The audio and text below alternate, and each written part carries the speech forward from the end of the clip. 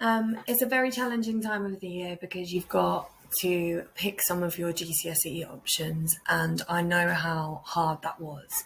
I'm hopefully going to come on here and make it a little bit easier for you by telling you why you should pick GCSE citizenship as an option. Teachers, feel free to just have a pause and look at some of the pictures on the side.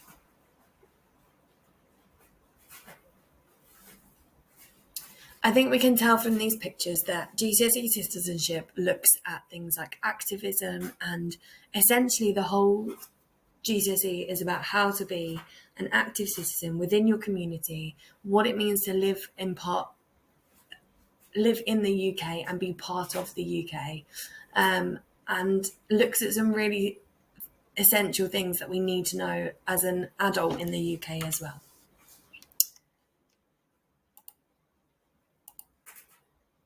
So what is citizenship and how will it help me?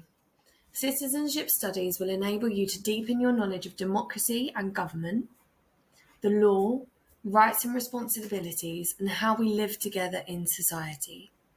You will have lots of opportunities to think critically, evaluate evidence, debate ideas, make persuasive arguments, and justify your conclusions. And for anyone that is looking to go on to study A-level or to go on to do a university degree, these are the top level skills that you will need for any type of further education. This course will enable you to take responsible citizenship actions, play a positive role in public and democratic life as an informed and active citizen, and build the foundations for further learning and study. How will citizenship benefit me in the future, and how does it work well with other subjects? Now, citizenship isn't an option at A-level, but it works really, really well with all of your A-level subjects.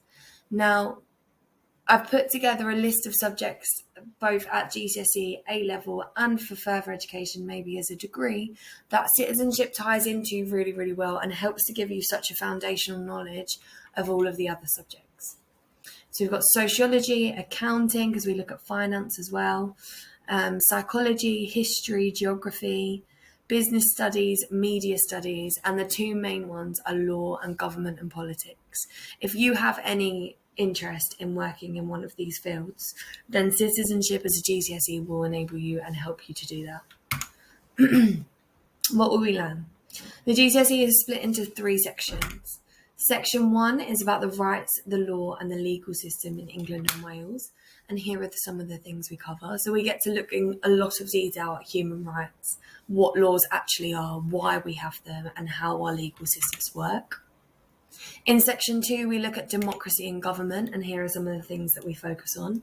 So we get to look at how the media influences the government, how government and elections work in the UK, which will enable you to make really informed decisions when it comes to things like voting, what it means to be an active citizen and participate in the UK, and how things like the economy work.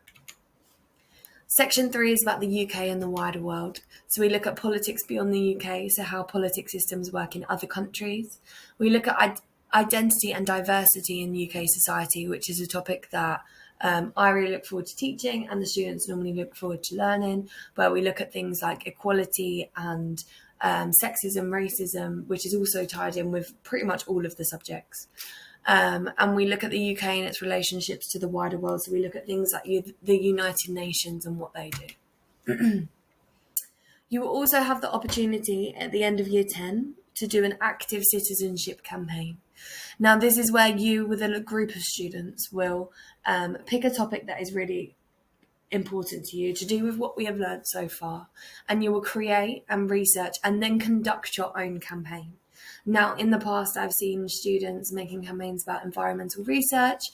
I've seen students that do campaigns to help get the elder members of the community involved with the school. And I've also seen really good campaigns about feminism and equality between the sexes.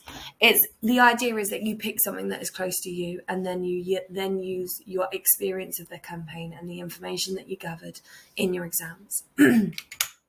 I really hope this has helped you to understand the GCSE a little bit more. If you have any questions, please see Ms. Vella who is happy to explain. I'm happy to explain further. So if anyone has any questions they're not quite sure, please come and see me. And just remember that no one is too young to change the world. Thanks.